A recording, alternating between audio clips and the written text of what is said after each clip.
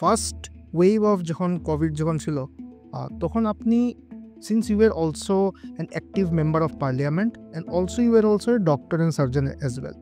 তো আমি আপনাকে এটা জানতে চাই কিভাবে আপনি 30 to 35টা সার্জারিস আপনি ওই প্রথম ফার্স্ট ওয়েভে আপনি করেছিলেন।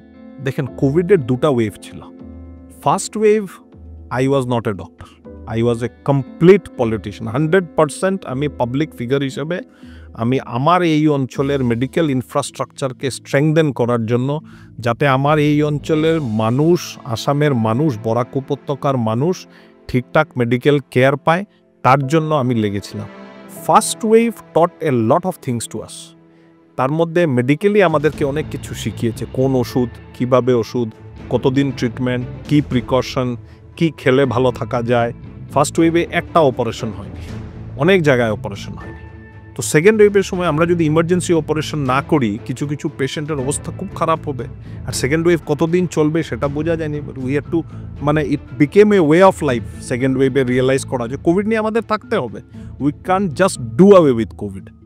তো সেকেন্ড ওয়েভ অফ কোভিডের সময় আমার মনে হয়েছে যে we have to open up surgery.